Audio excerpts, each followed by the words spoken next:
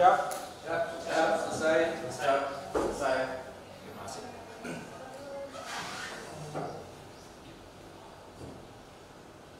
Sikap. Salam. Ucapkan selamat pagi kepada pimpinan rapat. Selamat pagi.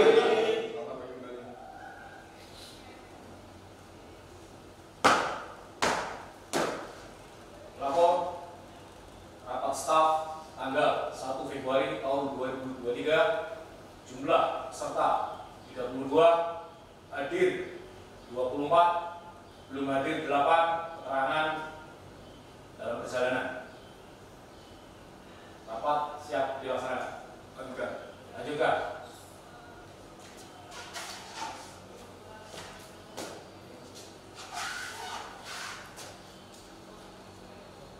Mengawali rapat pada bagian ini. Sikap doa. Doa mulai.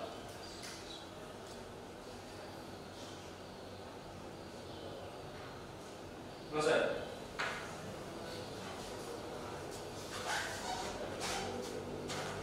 Sikap duduk. Siap. Silakan duduk. Terima kasih.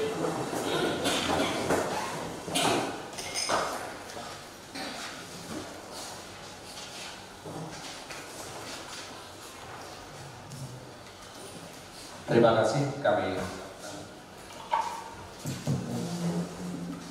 ucapkan pada Bapak Pramudia Sutomo yang telah memimpin karakter kepemimpinan.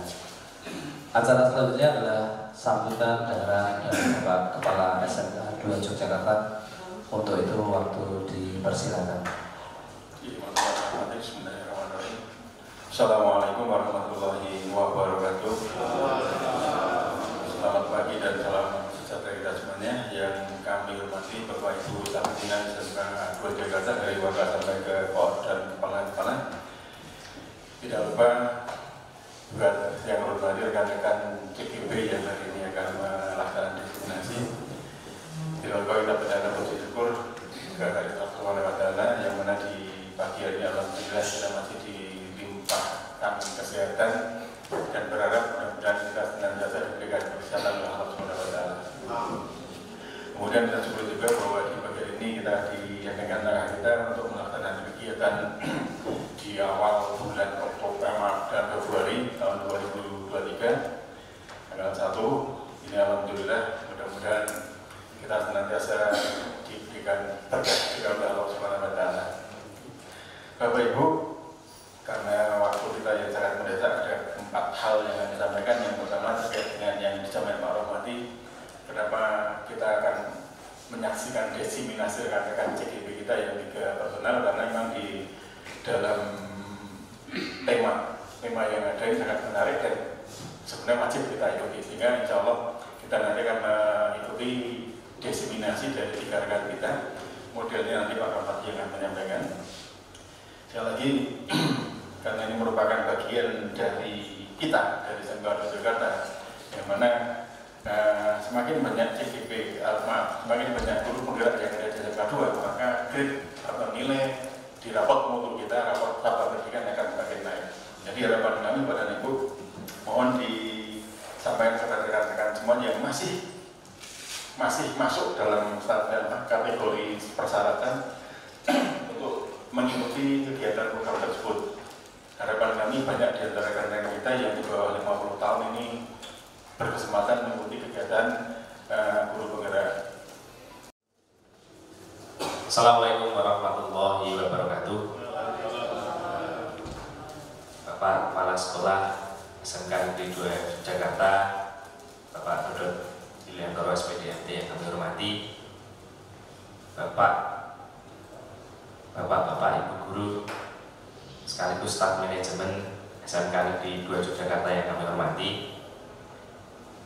dan semua hadirin yang ada di ruangan ini.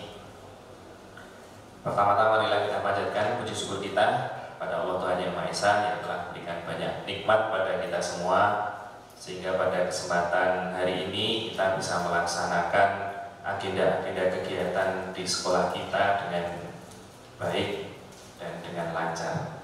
Alhamdulillah. Salawat serta salam juga tercurahkan pada junjungan kita Nabi Muhammad SAW bersama keluarga, sahabat dan juga pengikutnya.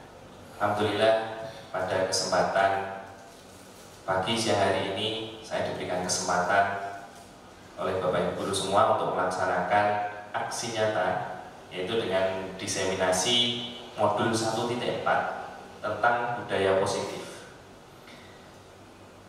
Perkenalkan, nama saya Arif Eka Prasetya, CGP Angkatan 7 dari Daerah Istimewa Yogyakarta dan dari SMK Negeri 2 Yogyakarta. Selamat datang Bapak Ibu guru hebat semuanya dari SMK Negeri 2 Yogyakarta. Terima kasih sudah berkenan hadir di ruangan ini. Baik, tidak perlu berlama-lama karena tadi sudah ada acara sebelumnya yang sudah cukup panjang, dan ini juga nanti akan cukup panjang. Mohon izin untuk Bapak Ibu guru semua mau meluangkan waktunya untuk mendengarkan diseminasi ini. Bukan saya menggurui, tetapi ini berbagi. Bagaimana semangat dari seorang guru, yaitu berbagi. Oke, guru menggurui. Sebenarnya guru itu tidak menggurui, tetapi membagi ilmu. Kita pahami seperti itu. Seperti halnya tujuan pendidikan sesuai apa yang disampaikan oleh Ki Hajar Dewantoro. Tujuan dari dilakukannya proses pendidikan adalah untuk menuntun segala kekuatan kodrat yang ada pada anak-anak itu agar mereka sebagai manusia dan anggota masyarakat dapat mencapai keselamatan dan kebahagiaan yang setinggi-tingginya. Oleh sebab itu, pendidik itu hanya dapat menuntun. Kira-kira Bapak Ibu guru semuanya, kalau mendengarkan kata-kata menuntun, apa yang ada di benak Bapak Ibu? Kasih sayang, membantu berjalan. Oke. Kalau nanti mengatakan menuntun itu membantu berjalan. Kemudian Pak Arif Sujatmiko mengatakan kasih sayang. Ada lagi yang punya pendapat, Bapak Ibu? Menuntun, membimbing, mengarahkan. Oke, membimbing, mengarahkan. Nah, pendidik itu hanya dapat menuntunnya, tumbuh atau hidupnya kekuatan kodrat yang ada pada anak-anak agar dapat memperbaiki lakunya, bukan dasarnya. Hidup dan tumbuhnya kekuatan kodrat anak. Jadi hanya bisa menuntun kodrat yang ada pada anak-anak. Setiap anak punya kodratnya masing-masing dan berbeda-beda. Kemudian Ki Hajar Dewantoro juga mengibaratkan bahwa guru itu adalah seorang petani. Petani yang dia menyemai tanamannya. Ya, kita ibaratkan padi. Kalau padi itu dia harus tumbuh di sawah begitu, dia membutuhkan air, membutuhkan pupuk, membutuhkan dibersihkan dari rumput liar yang mengganggu pertumbuhannya. Nah, salah satu tanggung jawab seorang guru adalah bagaimana menciptakan lingkungan yang positif, yang terdiri dari warga sekolah yang saling mendukung, saling belajar, saling bekerja sama, sehingga tercipta kebiasaan-kebiasaan baik. Dari kebiasaan baik itu akan tumbuh menjadi karakter baik warga sekolah, dan pada akhirnya karakter dari kebiasaan baik akan membentuk yang namanya budaya positif. Jadi kalau ibaratkan murid itu adalah tanamannya, agar dia bisa tumbuh dengan baik, maka lingkungan sekitarnya itu juga harus mendukung tumbuhnya siswa dengan baik. Saya yakin di SMK Negeri 2 Yogyakarta, sekolah kita sudah menanamkan budaya positif. Sudah tampak terlihat di depan Pak Arif Sujatmiko itu setiap pagi menyalami anak-anak yang datang ke sekolah. Kemudian di depan juga sudah terpampang 7S, 5S ya, 7K, 5S. Nah, ini salah satu penanaman budaya positif. Jadi SMK 2 Yogyakarta sudah melaksanakan itu. Namun mohon izin Bapak Ibu guru semuanya, karena kita berada pada paradigma baru dalam pendidikan, di mana dalam membangun budaya positif, sekolah ini dapat menyediakan lingkungan positif, aman, nyaman, agar murid mampu berpikir, bertindak, mencipta dengan merdeka, mandiri, dan bertanggung jawab. Nah, ini guru punya peran khusus, yaitu peran kontrol terhadap siswa. Tetapi nanti kita juga akan mempelajari tentang paradigma teori kontrol. Ya. Nah, paradigma baru kan ini kan ya, Bapak Ibu. Pembelajaran paradigma baru adalah pembelajaran yang berorientasi pada penguatan kompetensi dan pengembangan karakter sesuai dengan nilai Pancasila. Sehingga kita sebut dengan profil pelajar Pancasila. Saya kira Bapak Ibu guru sudah memahami ini. Yang pertama adalah beriman bertakwa pada Tuhan Yang Maha Esa dan berakhlak mulia. Kemudian berkebinekaan global, bergotong royong, kreatif, mandiri, dan juga bernalar kritis. Nah, paradigma baru pendidikan adalah memastikan bahwa praktik pembelajaran itu berpusat pada murid. Yang dituntun adalah murid, yang mana setiap murid belajar sesuai dengan kebutuhan dan tahap perkembangannya. Dan setiap murid itu pasti berbeda. Maka yang ditekankan adalah pembelajaran yang berdiferensiasi, memperhatikan perkembangan masing-masing peserta didik atau murid-murid kita. Oke, Bapak Ibu, ini paradigma baru pembelajaran. Nah, dalam modul 1.4 tentang budaya positif ini, konsep utamanya ada 6 hal.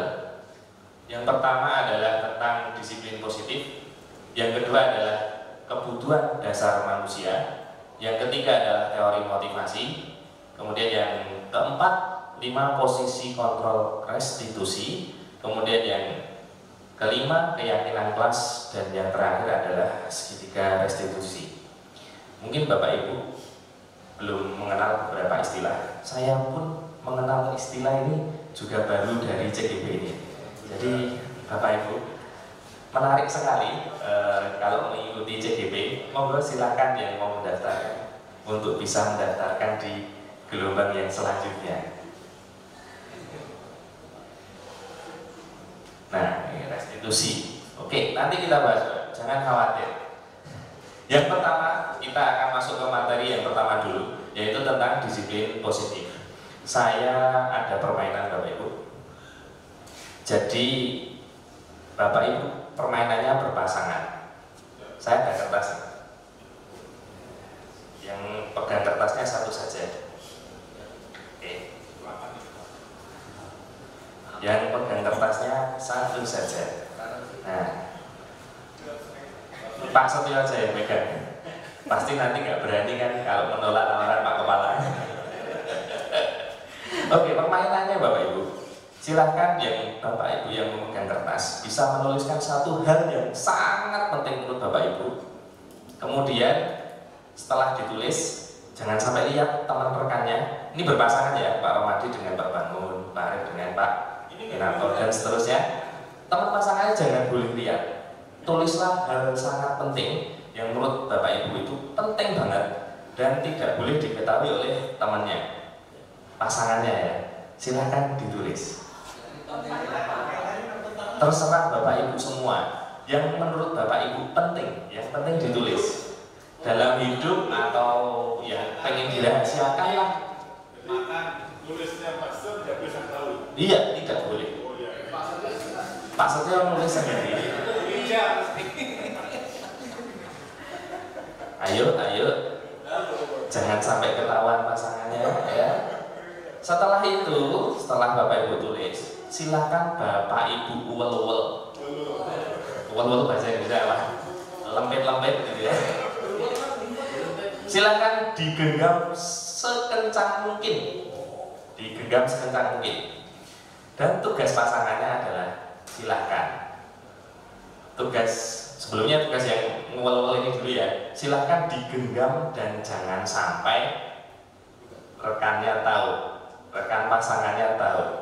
Ya, jangan sampai. Nanti tugasnya yang pasangannya adalah silahkan Anda merayu, silahkan Anda mengancam, ya, membujuk, menyuap, apa saja usaha silahkan dilakukan supaya yang menguel kertas tadi, yang menggenggam kertas tadi mau membuka kertasnya. Silakan. Wani Piro.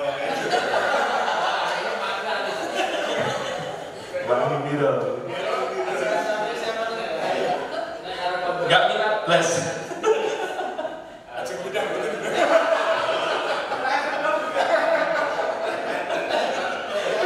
Ditawari, ayo dipindah apa enggak?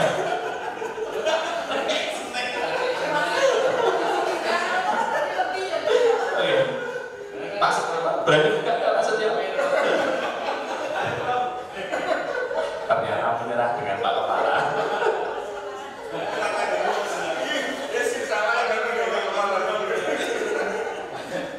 Cukup Bapak Ibu, permainannya singkat saja. Ya, selesai ya. Ternyata sebagian tidak perlu usaha sulit. Dia mampu karena pasangan Pak Kepala ya. Ternyata apa Pak sudah tulisannya? Motivasi. Oke. Jadi Pak Setio dengan mudahnya langsung membuka. Tetapi Pak Arif Jatmiko disogok pakai snack, nggak mau ya. Pak Romadi, ternyata lawannya nggak begitu agresif ya. Begitu pula yang Bu Hesti. Ditawari bakso nggak mau. Oke, Bapak Ibu, ini adalah teori kontrol. Apakah Bapak Ibu mampu mengontrol orang lain? Mampu mengontrol orang lain tidak? Mampu. Karena hanya jabatan. Kalau kita setara, kita juga akan mempertahankan. Oke, jadi ada faktor-faktor yang mempengaruhi kita mau membuka dan tidak mau membuka di Bapak Ibu.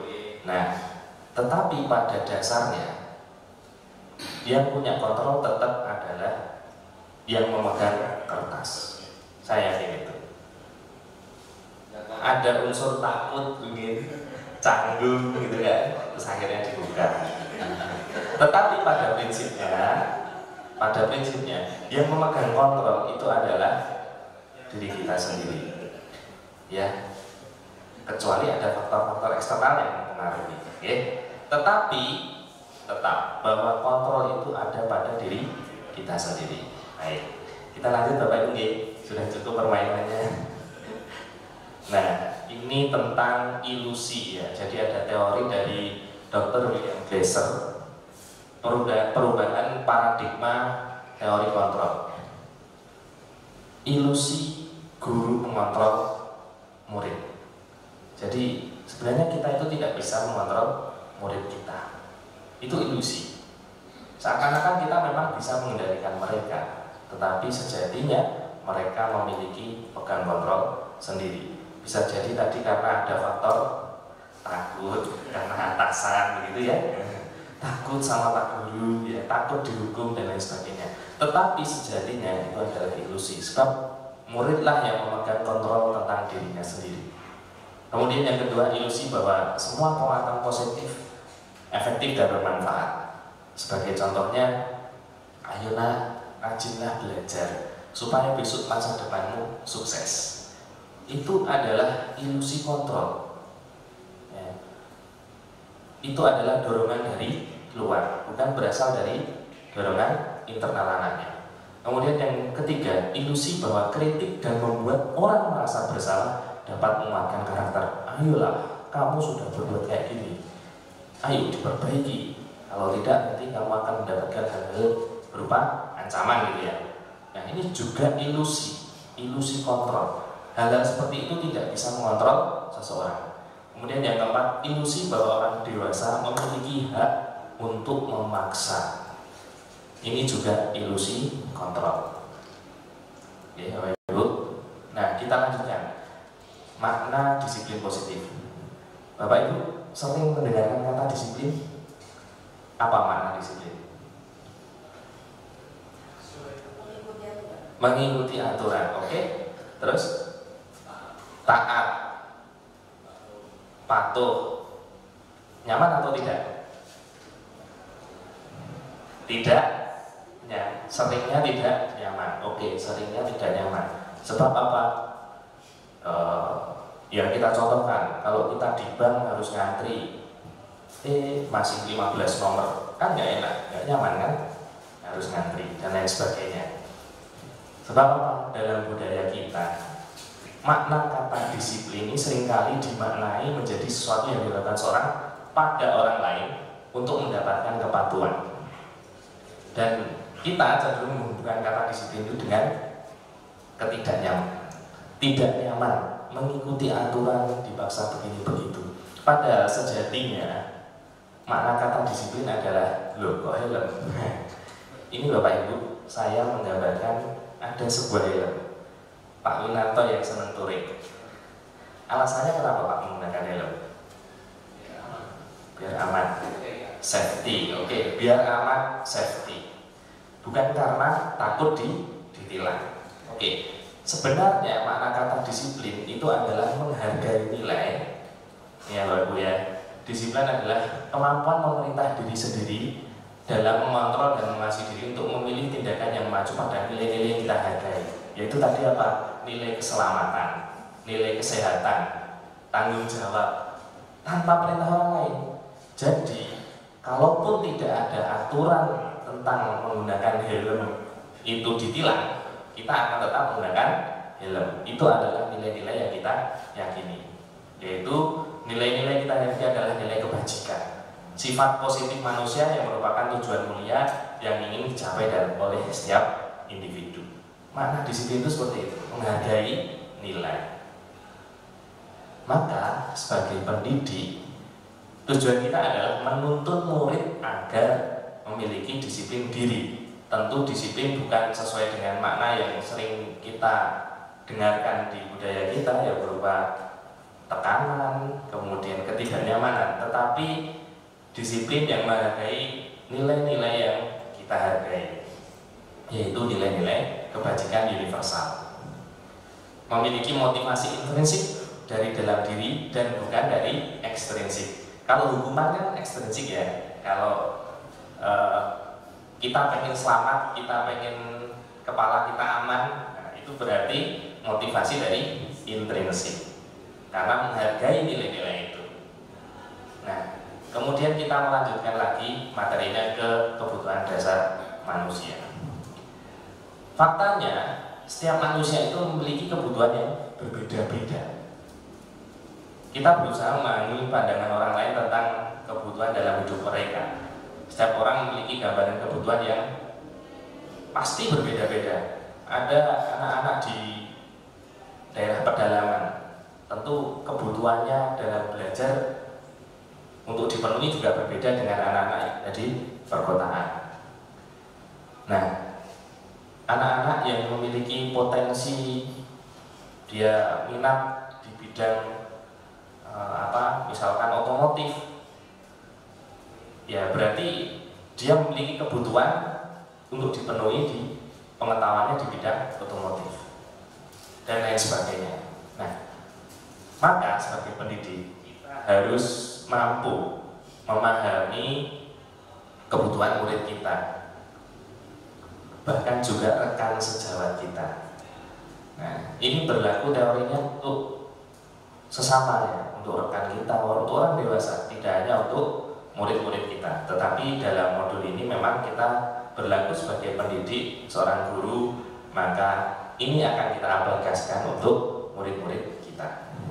Oke Bapak Ibu, ini kebutuhan dasar manusia. Dr. William Glasser dalam bukunya Choice Theory itu mendeskripsikan ada lima kebutuhan dasar manusia. Banyak teori, tetapi di modul ini disampaikan materi dari Dr. William Glasser. Dan teori yang lain itu saya cek ternyata juga kurang lebih sama. Kalau di dalam Islam mungkin apa namanya ya, ada pengetahuan yang tentang bagaimana potensi manusia. Manusia itu dia membutuhkan punya goriza, goriza bako itu sama sebenarnya, mempertahankan diri. Nah, dalam teori lain itu ada, tapi dalam modul ini adalah dari Dr. William Glasser. Yang pertama, kebutuhan bertahan hidup adalah kebutuhan yang bersifat fisiologis, biologis, dan psikologis untuk bertahan hidup. Sebagai contoh bahwa kita ini membutuhkan rumah untuk berlindung, ya kan? Itu kebutuhan fisiologis. Kebutuhan biologisnya kita butuh makan minum, kita butuh melanjutkan keturunan. Dan yang psikologis membutuhkan, iya Pak, ini betul ini. Dan untuk bertahan hidup, untuk apa? Yang psikologis itu kebutuhan untuk merasa aman, tentram, tenang, nyaman, dan lain sebagainya. Nah, yang kedua adalah kebutuhan akan kasih sayang dan rasa diterima. Setiap orang memiliki potensi ini. Adalah kebutuhan psikologis, kebutuhan untuk disayangi dan diterima, diperhatikan.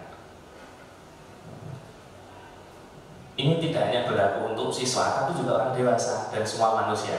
Nah, kemudian yang ketiga adalah kebutuhan penguasaan, adalah kekuatan untuk mencapai sesuatu, menjadi kompeten, menjadi terampil, menjadi orang yang berprestasi, diakui dan punya harga diri. Ini merupakan kebutuhan manusia, ya. Kemudian yang keempat, kebutuhan kebebasan adalah kebutuhan akan kemandirian, otonomi, memiliki pilihan, dan mampu mengendalikan hidup seseorang. Kontrol ya tadi ya. Kemudian yang terakhir adalah kebutuhan kesenangan, adalah kebutuhan untuk mencari kesenangan, tertawa, bahagia, bermain, dan lain sebagainya. Ini adalah kebutuhan dasar manusia sesuai dengan teori Dr. William Glasser. Bapak Ibu bisa mencari teori yang lain dan ternyata kurang lebih sama. Oke? Kita lanjut, Bapak Ibu. Saya punya contoh kisah seorang murid. Ada seorang guru yang namanya Pak Ambal. Dia adalah seorang wali murid untuk siswa kelas 11 TKRO 2 di SMK Negeri Harapan Bangsa. Dan dia mendapatkan laporan dari teman-temannya Doni. Jadi ada yang namanya Doni. Dia ulahnya adalah dia sering sekali meminta dan memaksa bekal makanan, meminta dengan memaksa bekal makanan milik temannya. Nah, jika Bapak Ibu guru berada di posisi Pak Ambar, kira-kira apa yang akan Bapak Ibu lakukan? Pak Romandi? Kalau saya jadi Pak itu apa ya? Bapak, yang saya lakukan adalah saya akan cross check dulu ke anaknya, kemudian kita komunikasikan dengan guru BK, kemudian juga dengan orang tua. Kejadian ini sebenarnya tidak hanya contoh itu. Kemarin ada keponakan saya yang SD lah, kelas 2 itu demikian, minta ke ibunya untuk membawa sangu susu, tapi susunya itu bukan untuk dia, ternyata diminta oleh temannya satu kelas, dan bekalnya itu sering habis, tapi bukan dimakan dia, diminta oleh temannya satu kelas. Sehingga itu harus di cross check dulu bagaimana kenyataannya, kemudian dikomunikasikan BK, kemudian dikomunikasikan dengan orang tua tentunya, kenapa, apakah yang sering minta ini sama orang tuanya nggak pernah dikasih bekal gitu.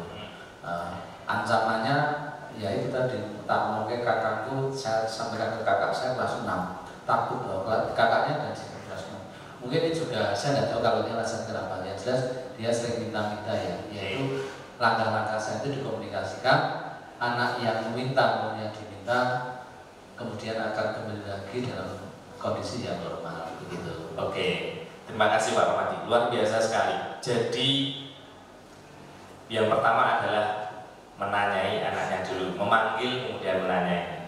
Nah, sebenarnya Bapak Ibu, menilik dari teori kebutuhan manusia tadi?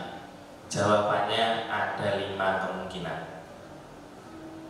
5 kemungkinan jawabannya. Yang pertama, dia melakukan itu karena dia butuh mempertahankan hidup.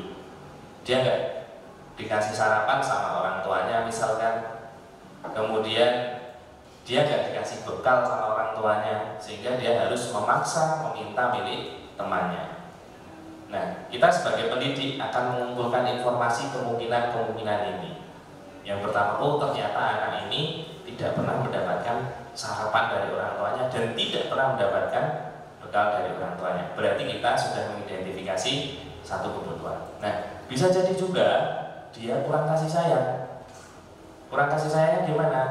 Orang tuanya tidak memperhatikan dia, sehingga dia berbuat usil kepada temannya supaya teman-temannya lapor kepada guru, guru lapor kepada orang tuanya, ya, supaya orang tuanya memberikan kasih sayang.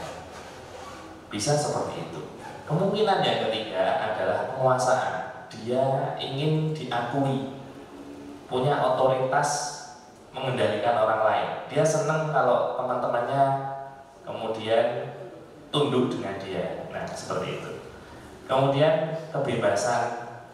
Dia pengen bebas, pengen variasi misalkan. Dia mungkin mendapatkan bekal dari orang tuanya, tapi bekalnya itu saja. Endok terus, tempe terus, sehingga bosan. Dia pengen bebas, sehingga dia meminta bekal dari temannya.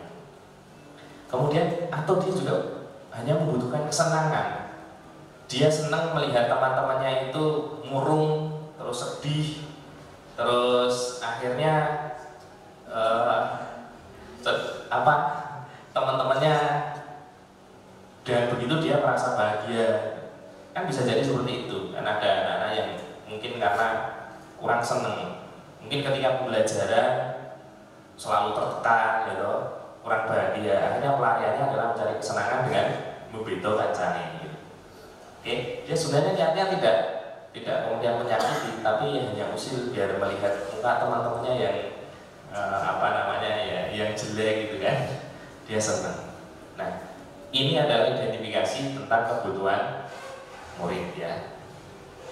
Nah, selanjutnya kita masuk ke materi yang selanjutnya, motivasi perilaku manusia. Kita melakukan sesuatu dan tidak melakukan sesuatu itu adalah pilihan Bapak Ibu. Dan pilihan itu biasanya tergantung apa yang kita pahami. Misalkan di sini ada minum ya, air putih. Kalau kita tidak diberitahu bahwa itu di situ ada air putih, atau mungkin kita lihatnya cuma air putih, nggak tahu fakta sebenarnya, kita bisa jadi minum itu karena setahu kita adalah air putih. Tapi kalau tahu itu bukan air putih loh Pak, itu air aki. Air aki.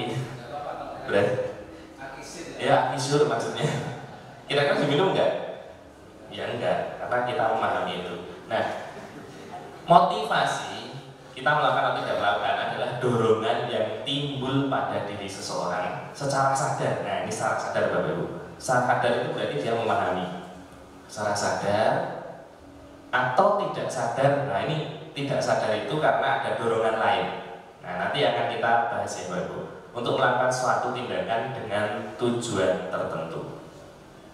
Nah, Jenny Gosen dalam bukunya Realistic Ruling School Discipline menyatakan 3 motivasi perilaku manusia. Yang pertama Bapak Ibu, yang pertama untuk menghindari ketidaknyamanan atau hukuman.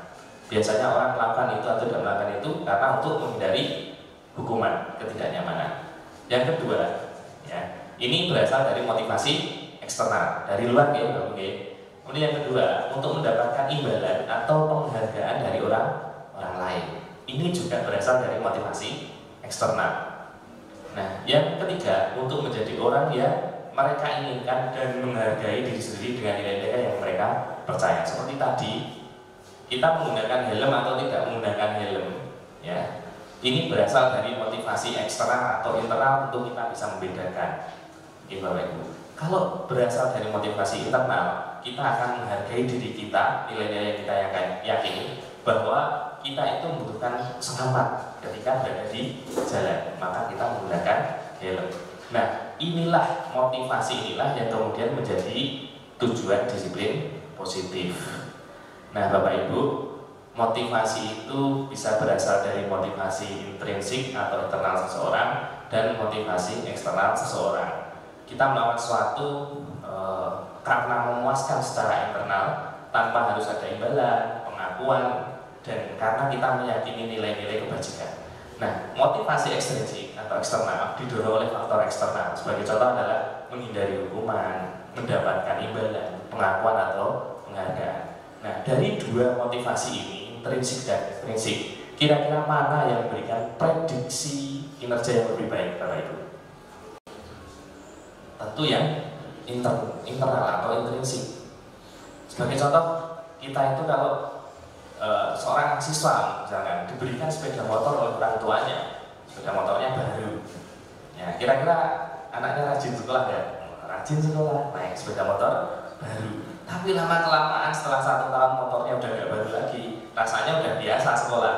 Nah, ini karena apa? Motivasinya berasal dari motivasi eksternal. Maka yang memberikan dampak lebih baik itu adalah motivasi intrinsik atau internal. Sepakat ya Bapak Ibu ya? Oke, sepakat.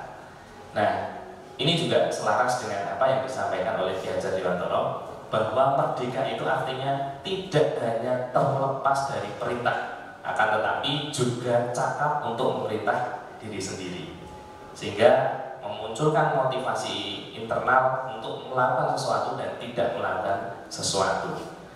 Baik Bapak Ibu, di sini kita akan membahas konsep disiplin dengan identitas gagal dan konsep disiplin dengan identitas sukses.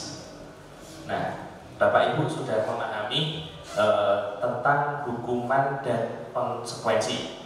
Ini Pak Arief sering melakukan ini di depan ini. Bedanya apa Pak Arief antara konsekuensi dan hukuman?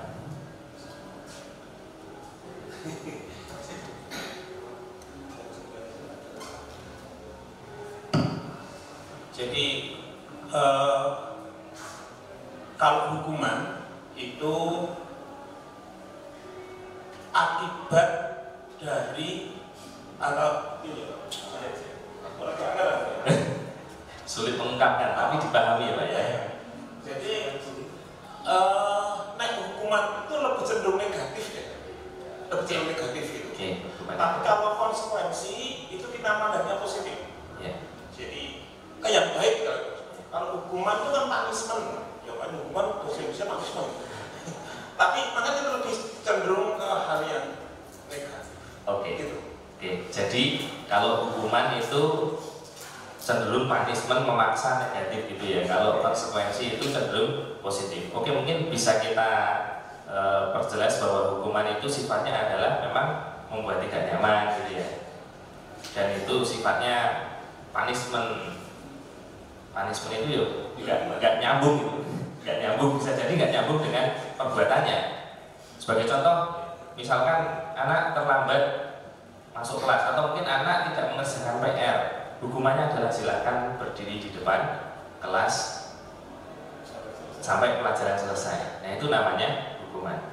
Tapi kalau konsekuensi itu adalah misalkan seorang anak itu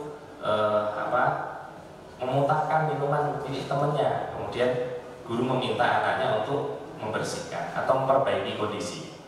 Itu perbedaan antara hukuman dan konsekuensi. Bapak Ibu, boleh Pak? Kalau misalnya kita sudah punya kesepakatan dengan siswa, misalnya salah satunya kalau saya bagi yang tidur di kelas, kemudian kita bersama-sama sepakat, tidur ketahuan di kelas terus diminta untuk lari supaya tidak ngantuk. Kalau cuci tangan cuci muka itu ngantuk lagi. Tapi contohnya saya minta untuk lari di Selasa itu pin 10. Nah, itu apakah hukuman atau termasuk konsekuensi? Tapi itu kesepakatan dari orang. Terima kasih. Baik Bapak, itu bisa nanti kita ubah sesuai formatnya. Kita akan membahas, nanti ada materinya Pak, tenang saja. Jadi materinya ada di keyakinan kelas. Nanti kita akan membahas. Oke? Tenang saja Pak, nanti akan kita bahas. Saya mau cek dulu Bapak Ibu. Ini kita cek ya. Yang pertama, mencatat 100 kali dalam buku kalimat saya tidak akan terlambat lagi karena terlambat sekolah. Kira-kira ini hukuman atau konsekuensi? Oke, nice, hukuman. Kemudian lari mengelilingi lapangan basket 2 kali karena terlambat hadir di sekolah. Ayo Bapak, ini hukuman atau konsekuensi? Mulai agak sulit. Hukuman. Oke, nice, hukuman. Kemudian yang ketiga, murid diminta untuk push up 15 kali karena tidak menggunakan masker di sekolah. Ini hukuman atau konsekuensi Bapak Ibu? Hukuman. Oke, ada 2 pendapat, hukuman dan konsekuensi. Kita buka ya. Ya, hukuman. Oke. Nah, sepakatnya itu tadi konsekuensi itu ada upaya perbaikan. Oke. Kemudian yang selanjutnya, menggantikan kertas tugas teman yang telah dicoret-coret. Yang apa itu? Konsekuensi. Oke. Kemudian yang selanjutnya, membersihkan tumpahan air di meja tulis karena tersenggol saat belajar. Konsekuensi. Oke, sudah bisa. Kemudian murid disuruh untuk tidak mengenakan sepatu seharian di sekolah karena tidak mengenakan sepatu hitam. Ini hukuman atau konsekuensi Bapak Ibu? Itu hukuman. Mohon maaf kalau ada yang tersinggung ya. Kemudian yang selanjutnya, lari mengelilingi lapangan basket 2 kali karena terlambat 10 menit untuk mengikuti pelajaran olahraga.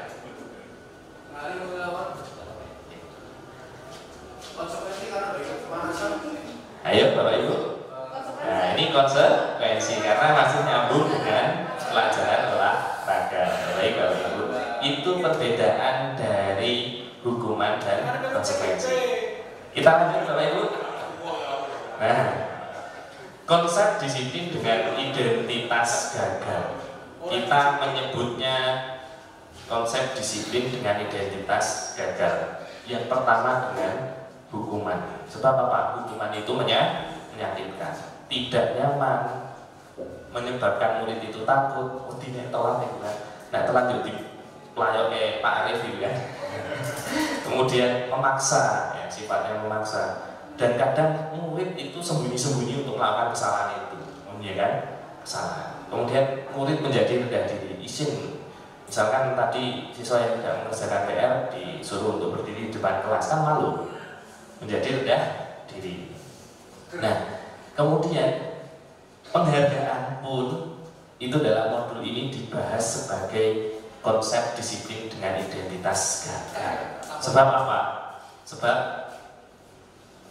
kalau yang namanya penghargaan itu sebenarnya dia efektifnya itu dalam jangka pendek saja, ya, ketika ada penghargaan itu, dan kadang merusak hubungan. Yang dapat hadiah iri, ya, yang dapat hadiah nggak iri, yang nggak dapat yang iri, ya. Kemudian mematikan kreativitas. Ada penelitian di dalam modul itu disampaikan bahwa anak-anak yang dipancing dengan hadiah itu nggak lebih kreatif dari anak-anak yang memiliki motivasi internal, ya. Kemudian menghukum dengan sistem ranking. Makanya sekarang di raport kita ini nggak ada lagi sistem ranking. Karena apa? Karena paradigma baru pendidikan, ya, pembelajaran. Nah, kemudian merampas hak menghargai dirinya. Sebagai contoh, dalam modul itu dikisahkan ada seorang anak yang mulai terbiasa membaca kata, kemudian menyambungnya dengan kata yang lain sehingga menjadi sebuah kalimat, dan anak itu berbinar-binar bahagia banget, dia bisa mulai membaca. Kemudian oleh orang tuanya diberikan hadiah. Maka sebenarnya itu secara tidak langsung itu dia merusak kebahagiaan alamiah atau naturalnya anak. Jadi hadiah itu efeknya seperti itu. Jadi hadiah itu tidak selalu berefek baik. Jadi bisa juga dia berefek buruk. Oke, Bapak Ibu. Jadi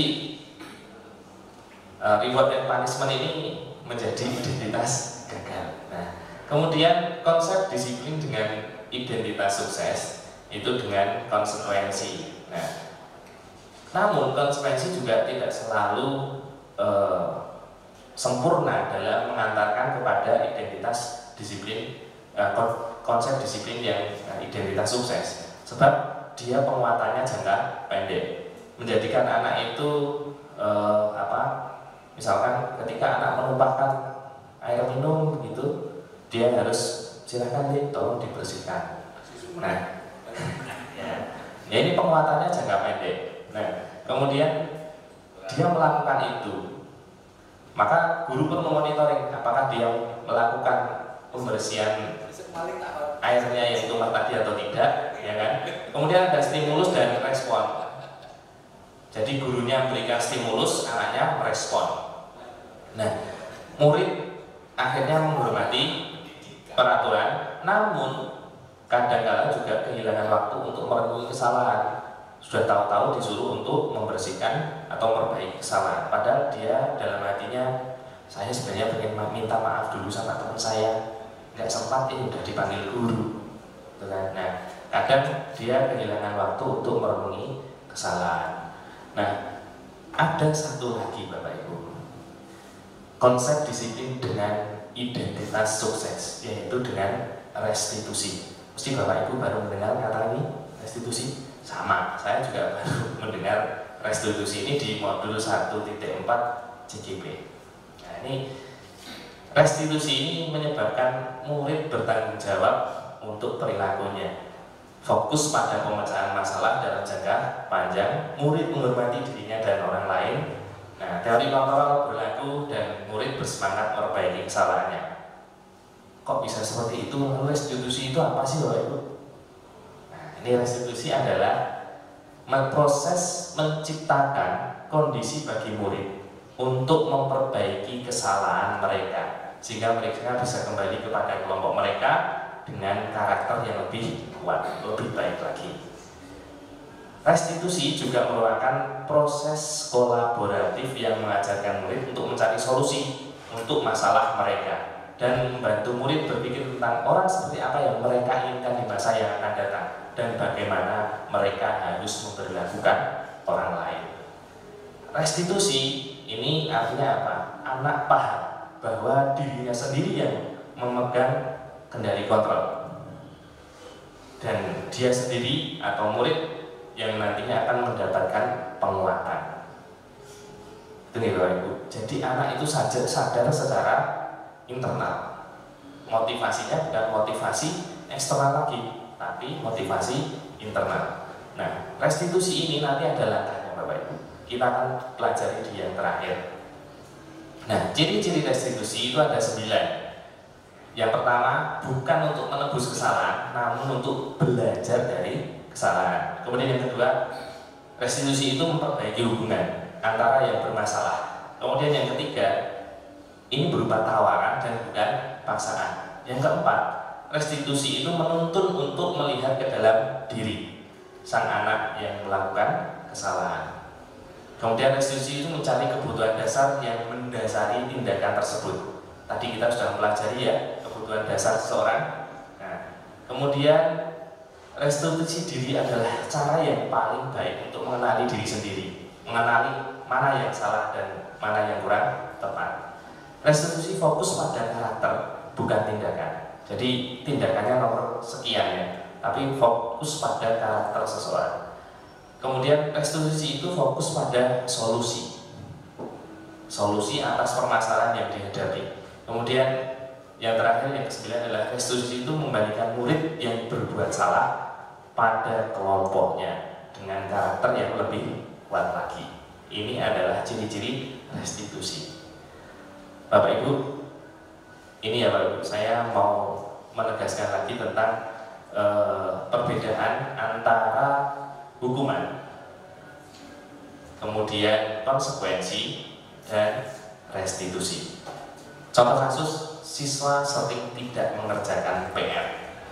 Kalau hukuman, ya guru menghukum siswa tersebut untuk berdiri di depan kelas saat pelajaran berlangsung. Guru marah dan akhirnya siswa menjadi takut. Itu adalah ciri khas sebuah hukuman. Kalau konsekuensi, guru memberikan konsekuensi untuk mengerjakan PR di saat istirahat, dan bisa jadi guru juga memberikan tugas tambah 3 kali lipat mengerjakan tugasnya. Nah, itu konsekuensi. Kemudian guru tegas, akhirnya siswa menghormati yang namanya peraturan. di sini nanti kita akan membedakan mana itu peraturan dan mana itu keyakinan kelas. Kemudian yang restitusi ini yang dilakukan adalah guru menanyakan keyakinan kelas atau keyakinan dirinya dan membantu siswa menyelesaikan masalahnya. Guru terbuka dan siswa menghormati dirinya serta orang lain. Ini adalah restitusi. Bagaimana langkahnya? Masih tertarik Bapak Ibu? Oke, kita lanjutkan Bapak Ibu. Nah, setelah kita mempelajari ini, kita simak dulu. Kita akan mempelajari 5 posisi kontrol restitusi. Yang pertama, kalau ada anak berbuat kesalahan, kira-kira Bapak Ibu posisinya di mana? Sebagai penghukum, pembuat masa bersalah, sebagai teman, sebagai pemantau, atau manajer Bapak Ibu? Selama ini kalau ada anak berbuat salah, kira-kira Bapak Ibu ada di posisi mana? Kalau menghukum, kalau teman, oke. Kalau menghukum, kalau teman. Baik, kita buka Bapak Ibu. Kita contoh kasus yang sama, yaitu siswa sering tidak mengerjakan PR. Kalau penghukum, dia akan mengatakan patuhi aturan sekolah. Silakan di depan kelas sampai pelajaran selesai. Itu kalau penghukum. Kalau pembuat merasa bersalah, guru akan mengkondisikan siswanya itu untuk merasa bersalah. Berapa kali Pak Guru harus memberitahu kamu, Pak Guru kecewa sama kamu. Ini membuat siswa merasa bersalah, ya. Kemudian yang ketiga sebagai teman, ayolah yang rajin, buat Pak Guru percaya, ya, percaya sama kamu. Kali ini nggak apa-apa sih, tapi besok jangan ya. Ini sebagai teman. Kemudian yang sebagai pemantau, kamu sudah melanggar tidak mengerjakan PR. Apa peraturan dan konsekuensinya? Ya kayak polisi pemantau itu menegakkan peraturan. Kamu sudah melanggar tidak mengerjakan PR. Apa peraturan dan konsekuensinya? Nah, ini adalah pemantau. Dan yang keempat sebagai manajer. Kelima ya sebagai manajer. Apakah kamu tahu kesalahanmu? Kira-kira bagaimana kamu akan memperbaiki kesalahan ini? Dia posisi sebagai manajer. Di mana Bapak Ibu posisinya sekarang? Kalau saya sering di mana-mana tergantung kasusnya. Oh, sering di mana-mana tergantung kasusnya. Kalau kasusnya sering di siji, misalnya kami di kejuruan, kalau mengerjakan PR mungkin sesuatu yang mohon maaf untuk sepele permasalahannya untuk sepele. Tapi ketika nanti kasus sudah berulang, perkelahian dan sebagainya kan mungkin posisi saya juga berbeda. Jadi kasus per kasus. Oke, case by case. Oke, terima kasih Pak Arif. Ya, memang betul Bapak Ibu. Ketika nanti kita menerapkan di sekolah, kita akan tetap terus belajar. Jadi kita tidak mungkin kemudian kita mencapai posisi yang langsung perfect menyelesaikan masalah sebagai seorang manajer. Tapi tujuan kita itu adalah menegakkan disiplin positif dengan yang sukses ya Pak tadi, dengan identitas berhasil atau sukses. Nah, penghukum dan pembuat merasa bersalah ini perilaku kontrol negatif. Kalau sebagai teman dan pemantau itu perilaku kontrol positif. Namun sebagai manajer ini dia perilaku kontrol diri, self. Jadi motivasi internal. Nah, kemudian penghukum dan pembuat merasa bersalah ini dia penegakan disiplin dengan identitas gagal. Tapi dengan teman, pemantau dan manajer, ini kadang-kadang kita posisinya sebagai teman, kadang sebagai pemantau, kadang sebagai manajer. Tapi yang terbaik itu adalah sebagai manajer. Sebab apa? Dia akan menghadirkan motivasi intrinsik, menimbulkan motivasi intrinsik, bukan motivasi internal. Oke, kita lanjut Bapak Ibu, nggak usah lama-lama. Sekarang kita jawab pertanyaannya. Saya kecewa sekali dengan kamu. Ini siapa yang mengatakan posisinya? Sebagai penghukum merasa bersalah, Oke, merasa bersalah. Kamu tidak pernah benar melakukannya. Penggugur. Ayolah, lakukan demi ibu bapak. Sebagai teman, oke. Apakah kamu mau mendapat stiker bintang hari ini? Ayo, sebagai apa? Pemantau. Oke, pemantau. Betul ya, dia yang menegakkan aturan dan dia selalu memantau. Kalau berbuat baik dapat hadiah, kalau berbuat buruk dapat hukuman gitu ya. Enggak begitu, tapi posisinya sebagai pemantau ya. Dia memberikan itu sebagai ribet. Bagaimana kamu bisa menyelesaikan masalah ini? Manajer. Oke.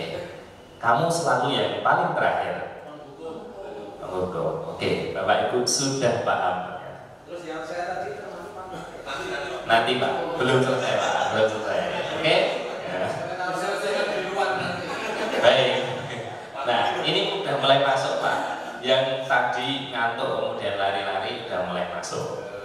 Yang pertama itu kita akan yang selanjutnya kita akan bahas tentang keyakinan kelas. Ya. Apa itu keyakinan kelas? Mengapa keyakinan kelas bukan peraturan? Ya. Kalau tadi aku juga nggak mau diatur. Jadi gini Bapak Ibu, ada dua pertanyaan itu bisa dijawab. Yang pertama, mengapa kita memiliki peraturan tentang penggunaan helm pada saat mengendarai kendaraan roda 2 atau motor? Kenapa Bapak Ibu kita memiliki aturan? Ya, supaya selamat. Supaya selamat ya? Oke, supaya selamat, supaya aman. Kemudian yang kedua, mengapa kita memiliki peraturan tentang menggunakan masker dan mencuci tangan saat pandemi COVID-19? Supaya selamat, sehat. Oke. Nah, nilai-nilai itulah nilai-nilai keyakinan. Bukan karena kalau nggak pakai helm nanti ditilang. Bukan karena nggak pakai masker nanti dihukum. Itu adalah nilai-nilai keyakinan. Seperti yang kita bahas di awal tadi lalu. Jadi nilai-nilai kita menghargai kesehatan, menghargai keselamatan, itu potensinya berasal dari potensi intrinsik. Sadar bahwa kita itu butuh selamat, kita itu butuh sehat. Nah, mengapa kemudian bukan peraturan tetapi keyakinan kelas? Itulah posisinya.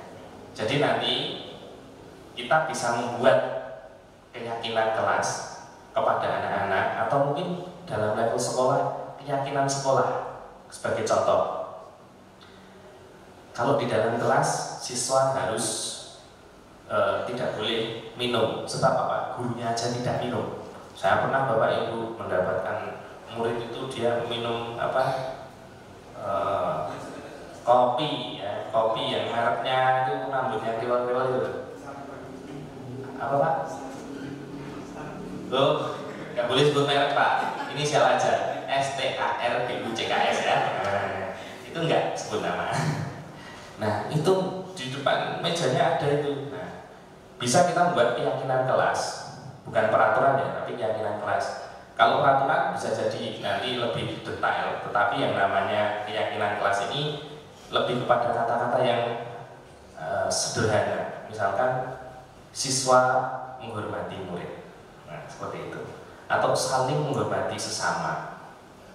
Itu adalah nilai keyakinan kelas, bukan peraturan. Kalau peraturan nanti lebih detail lagi. Ya. Nah, pembentukan keyakinan kelas itu bisa nanti seperti ini Bapak Ibu caranya. Satu, lebih abstrak daripada peraturan. Kemudian yang kedua, berupa pernyataan yang itu universal, sifatnya umum. Kalau yang lebih detail itu nanti bisa di peraturan. Boleh nggak kita membuat peraturan untuk budaya positif? Boleh, tetapi yang lebih utama untuk diterapkan itu adalah keyakinan kelas. Sebab apa? Keyakinan kelas itu yang berasal dari motivasi intrinsik, berawal dari kesadaran seseorang. Okay.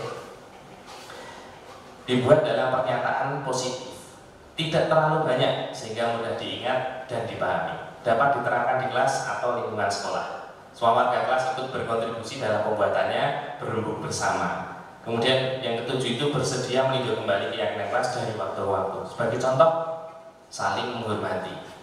Berarti nanti kalau ada guru yang menerangkan di depan, anak tidak boleh minum kopi, ya kan? Gurunya aja nggak minum. Nah, itu adalah keyakinan kelas. Lalu kalau anaknya ada yang minum seperti apa? Berarti nanti bisa jadi kita membuat peraturan berupa konsekuensi begitu. Tetapi lebih mendalam lagi, kita adalah membangkitkan motivasi internalnya berupa keyakinan. Sebab apa? Kalau guru menerangkan sedangkan kita minum, berarti kita tidak menghormati guru. Maka yang kita buat adalah keyakinan kelas supaya motivasi intrinsiknya muncul. Gitu Bapak Ibu. Saling membantu, budaya sopan dan santun, disiplin positif gitu. Nah, untuk membuat untuk melaksanakan restitusi, tadi ada yang bertanya gimana itu restitusi itu kayak apa? Restitusi itu seperti ini Bapak Ibu. Ada tahapan-tahapan yang perlu kita lalui. Jadi restitusi ini juga hasil dari penelitian seorang tokoh pendidikan, yaitu tahapan yang memudahkan untuk melakukan restitusi ada tiga sisi. Yang pertama adalah menstabilkan identitas, kemudian yang kedua validasi tindakan yang salah, dan yang ketiga adalah menanyakan keyakinan. Langsung saja, mungkin kita akan nonton videonya bagaimana segitiga restitusi ini. Nah, langkah yang dilakukan yang pertama stabilkan identitas ya. Nah, kita semua akan melakukan hal terbaik yang bisa kita lakukan. Yang kedua, ini teori kontrolnya Bapak ya. Validasi tindakan yang salah. Jadi semua perilaku itu memiliki alasan. Kemudian yang ketiga itu menanyakan keyakinan. Kita semua memiliki motivasi internal. Ini adalah langkah yang dilakukan untuk melakukan restitusi. Contoh penerapan restitusi Bapak Ibu.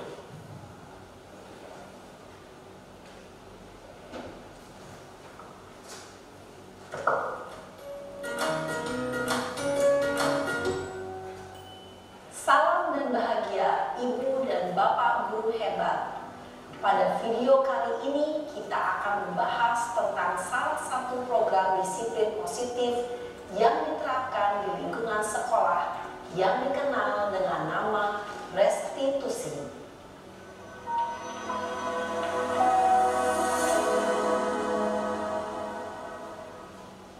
Restitusi dikembangkan oleh pakar pendidikan Dyer Gossen, berlandaskan pada teori kontrol Dr. William Blaser.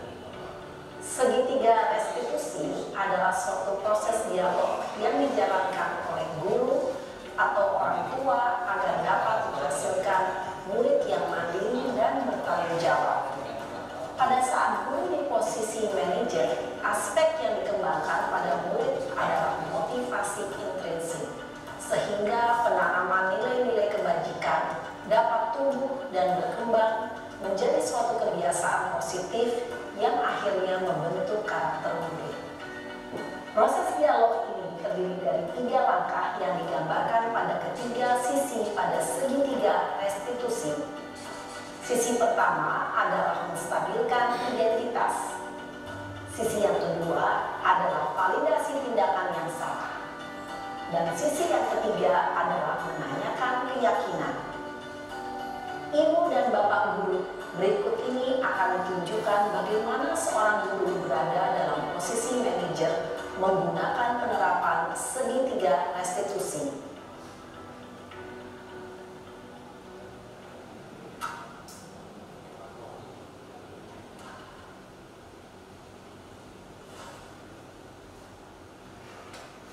Siap, Sarah. Siap, Pak. Sudah lama nggak ketemu Sarah? Kenapa hari ini ada di sini? Kesel, Pak. Kesel banget. Masa aku dikatain tukang fitnah, Pak? Ya aku marah lah. Aku balik katain mereka di depan kelas. Kesel banget. Oh, begitu. Ya pasti kamu marah dan kesal. Bapak juga akan marah apabila ada yang menuduh Bapak. Stabilkan identitas. Kemudian pada saat itu kamu mau melakukan apa?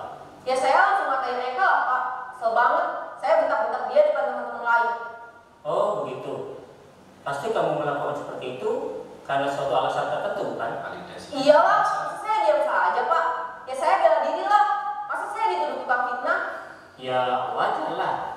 Mempertahankan harga diri itu sesuatu yang penting buat kamu. Untung kamu tidak bertindak lebih gegabah lagi, hanya membentak-bentak. Iya Pak, untung saya masih bersabar dan hanya membentak saja. Sudah gemes padahal, saya pasti bela diri lah. Ya pasti ya, tapi kamu memilih untuk tetap bertahan dan bersabar. Kamu memilih untuk tidak berbuat lebih parah lagi, bukan? Iya. Nah, sekarang coba kita lihat lagi tindakan kamu yang menghadap KPK di kelas. Tindakan kamu itu kira-kira sesuai dengan keyakinan kelas atau prinsip kamu tidak? Enggak lah Pak, capek Pak jadi pemarah. Jadi keyakinan atau prinsip mana yang kurang sesuai dengan keinginan kamu? Ya, saya sebenarnya sangat menghargai orang lain. Mungkin saat itu saya menjadi emosi, jadi tidak menunjukkan sikap itu. Kamu meyakini tidak? Menghargai orang lain itu penting buat kamu. Ya, itulah Pak. Iya, setuju. Kita harus saling menghargai. Namun ada juga keyakinan hati yang perlu kita jalankan apabila kita sedang marah, bukan? Nah, ini Pak Rahmat. Kalau kita Ya, sedang saya bisa lebih proaktif, mulai dengan diri sendiri. Saya bisa jadi lebih sabar, mengambil waktu jeda untuk berpikir mau apa selanjutnya.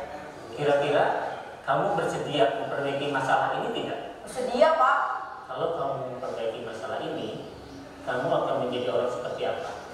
Saya akan menjadi orang yang bertanggung jawab kali ya Pak. Dan senantiasa proaktif. Iya, menurut kamu bagaimana rasanya menjadi orang seperti itu? Ya nyaman lah, bangga bisa bersabar dan menahan diri. Baiklah kalau begitu. Yuk kita pikirkan bagaimana memperbaiki masalah ini. Ini guru ekonomi langsung begini. Ibu dan Bapak Guru yang baik, baru saja kita menyaksikan contoh bagaimana seorang guru berada dalam posisi manajer. Menggunakan penerapan segitiga restitusi.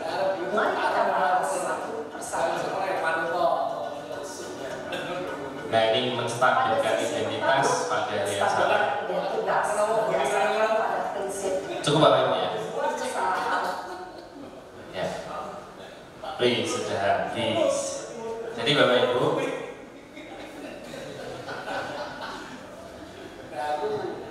nah, ini mungkin Bapak Ibu akan bertanya-tanya, loh itu tadi kan video yang skenariokan gitu kan?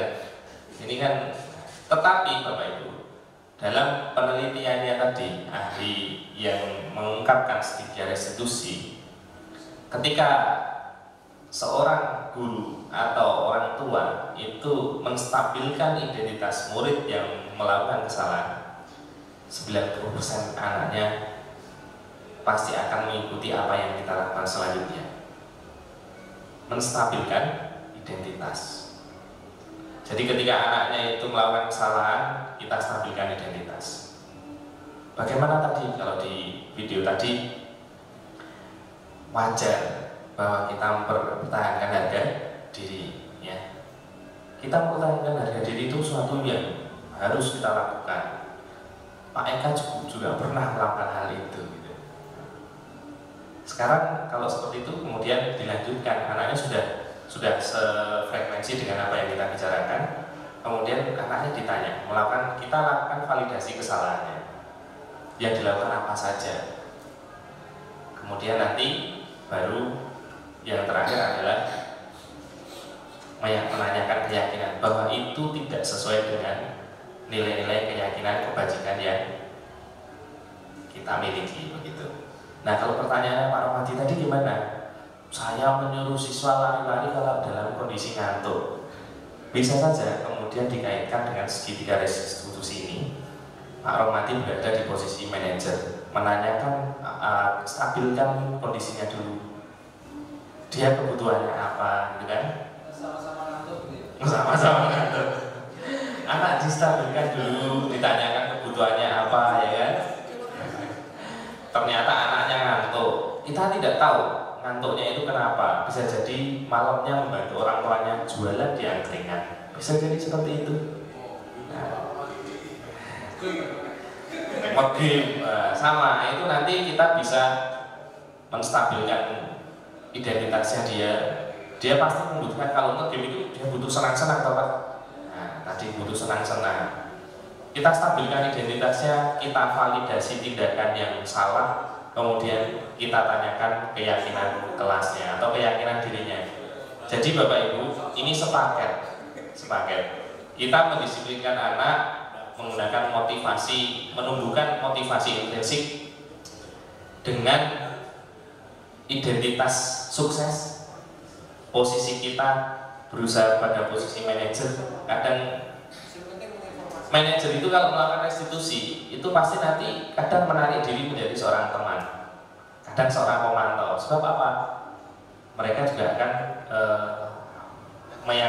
menunjukkan aturannya kayak apa, begitu. Jadi peraturan itu tetap dibutuhkan. Tetapi yang lebih dalam lagi dari peraturan itu adalah keyakinan kelas. Itu Bapak Ibu. Jadi kalau misalkan ada siswa yang ngantuk di kelas, siswanya Pak Romadi kemudian melakukan segitiga restitusi, menstabilkan identitasnya, kemudian validasi kesalahannya, kemudian menanyakan keyakinannya, baru ditanyakan tentang kita tawarkan konsekuensi atau solusinya, begitu Bapak Ibu.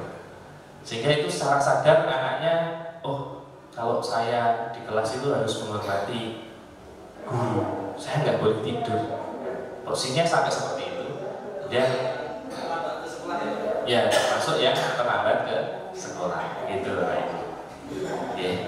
Memang kita butuh belajar sama-sama Bapak Ibu. Kita di sini masih sebagai pembelajar sepanjang hayat. Dan saya sendiri berada di sini juga tidak dalam rangka menggurui Bapak Ibu, tapi berbagi apa yang saya dapatkan di pelatihan calon guru penggerak. Baik, Bapak Ibu, silakan kalau ada pertanyaan. Ada ya? Lebih enak ya ada. Karena waktunya sudah cukup. Baik, Bapak Ibu, terima kasih sekali sudah. Oh, dari Pak Alhamdulillah di siang hari ini mungkin Bapak masih bertanya-tanya terkait dengan segitiga restitusi tadi ini. Artinya kita sudah terserahkan, meskipun mungkin belum terang mendalam. Yang hanya saran saja mungkin suatu ketika kita akan mengumpulkan rekan-rekan yang CGP ini untuk menyampaikan kepada rekan-rekan guru yang lain. Ini kita cari Pak Rahmati nanti waktu yang tepat Zoom di SDM. Karena kalau kita melihat kondisi yang ini tidak semua rekan guru kita belum menyadari ini. Bahkan tidak semua guru kita belum menyadari terkait dengan filosofi kurikulum merdeka. Nah, kita berharap nanti dari perlahan kita akan, kemarin juga kita ada IAT dan seterusnya, tapi terkait dengan yang ini kita mengkondisikan anak-anak kita ini, kita yang belum semuanya dalam satu frekuensi ya, satu visi kita. Sama mungkin terkait dengan selama ini yang kita laksanakan seringnya mungkin dengan menghukum gitu kan. Nah ini yang mungkin bisa kita gunakan alurnya ke sana. Nah, insya Allah kalau dalam satu sekolah sudah paham terkait dengan penggunaan yang seperti ini akan lebih indah lagi dan akan lebih klop semuanya, dan kita akan bisa melihat keberhasilan anak-anak kita di kemudian hari. Jadi mohon nanti kepada Pak Eka dan kawan-kawan yang sebagai cek itu, kami harap nanti suatu ketika kita hadirkan kembali terkait dengan ini menyampaikan kepada rekan-rekan guru yang ada di sekolah kita. Terima kasih Pak Dodot. Ya, semoga apa yang kita bahas pada kesempatan pagi hari ini hingga siang hari ini, saya bukan bermaksud menggurui, tapi memang yang kita sharingkan apa yang saya dapatkan seperti ini, dan luar biasa sekali. Terima kasih. Bisa nanti Pak Dodot untuk mengagendakan bersama teman-teman CGP yang lain, terutama kita sudah punya CGP yang sudah lolos dengan hasil yang amat baik. Tentu beliau juga sangat memahami konsep ini, dan beberapa teman kita satu angkatan 3 orang bisa nanti untuk kemudian ikut mensosialisasikan bagaimana tentang motivasi intrinsik, kemudian nanti sampai dengan posisi kontrol dan juga pelaksanaan restitusi. Saya kira itu. Oh, ada lagi Pak Arif. Menghukum boleh tidak? Artinya kalau misalnya memang tidak boleh, berarti kan ini satu orang. Jadi karena antara menghukum dan konsekuensi tadi restitusi. Hukum apa restitusi? Hukuman, konsekuensi, restitusi. Artinya yang boleh dilakukan setelah seharusnya yang mana, yang tidak boleh yang mana. Begitu. Atau semuanya boleh kalau tadi saya itu atau bagaimana? Ya, sesuai konteksnya Pak. Jadi menegakkan disiplin positif. Tadi sudah ada bagiannya ya Pak ya. Menegakkan disiplin positif.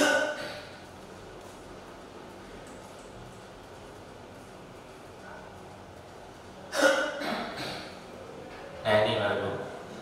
Kita bisa memilih kondisi-kondisi sedemikian ini. Kita mau pakai yang mana Bapak Ibu? Nah, ada perilaku-perilaku yang memang mungkin nanti kebangetan dan itu sudah melanggar hukum. Tapi yang menegakkan bukan sekolah. Misalkan anak di luar kemudian ngegeng begitu sampai kemudian melakukan tindakan-tindakan kriminal. Yang menegakkan itu bukan sekolah, tapi penegak hukum. Mereka yang akan menghukum. Begitu. Melakukan tindakan kriminal sekolah. Ya tetap bisa jadi nanti yang menegakkan adalah penegak hukum. Kita melakukan usaha-usaha menegakkan disiplin positif. Kita bisa menegakkan disiplin positif, pilihannya adalah dengan identitas berhasil atau sukses. Kalau sudah kebangetan, ya kita perlu melibatkan hukum. Bisa jadi nanti kita melakukan dengan yang terpaksa melibatkan orang-orang yang menegakkan hukum. Oke. Kalau di sekolah sendiri Bapak Ibu, di lingkungan pendidikan, penghukum dan membuat merasa bersalah ini sepatutnya memang kita hindari. Sebab dalam menegakkan disiplin positif ini merupakan kontrol yang negatif serta pasti ini sebagai identitas yang gagal. Begitu Pak. Ayo.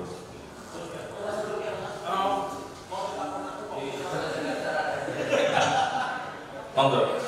Ya. Membuat merasa bersalah. Itu ada kalimat pembuat merasa bersalah dengan pertanyaan kamu tahu kesalahan kamu. Itu ujung-ujungnya sama Pak. Supaya tahu kesalahannya tuh. Cuman kalau yang membuat merasa bersalah itu kadang anak kita itu ada yang ditanya kamu tahu kesalahanmu nggak tahu. Berarti kan kita harus memosisikan sebagai pembuat merasa bersalah. Nah, bukan begitu Pak. Jadi membuat merasa bersalah ini memojokkan anak gitu. Kamu ini salah gitu. Saya kecewa sama kamu. Karena akhirnya anak merasa bersalah. Sebenarnya anak itu tahu Pak kesalahannya. Tahu kesalahannya, tetapi dia tidak mau mengungkapkan apa itu kesalahannya. Ya.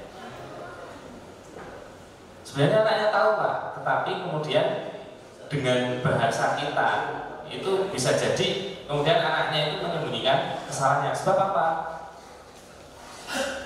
Validasi sebelum validasi tindakan yang salah itu ada yang namanya menegakkan identitasnya dulu, menguatkan identitasnya dulu. Oke. Tadi di segitiga restitusi tadi yang pertama tadi ya.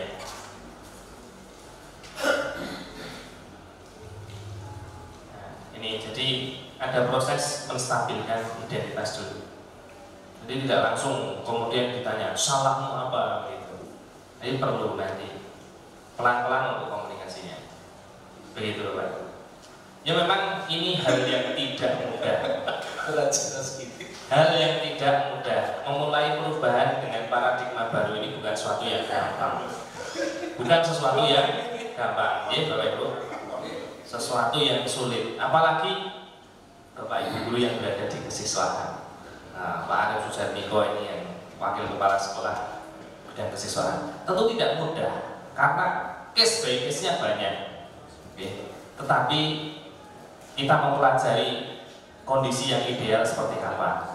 Ya, seperti yang ada di dalam modul ini. Begitu Bapak Ibu. Ya. Boleh kondisional. Ya. Saya konteks masalahnya. Nomor 2, membuat merasa bersalah. Cukup Bapak Ibu? Ada lagi pertanyaannya? Cukup. Menarik sekali. Semoga kita bisa menyambung kesempatan yang sama seperti ini di lain kesempatan. Saya pribadi mohon maaf bila dalam memfasilitasi Bapak Ibu guru semua menyampaikan apa yang saya dapatkan ini banyak kekurangan dan kesalahan. Mohon dimaafkan. Assalamualaikum warahmatullahi wabarakatuh.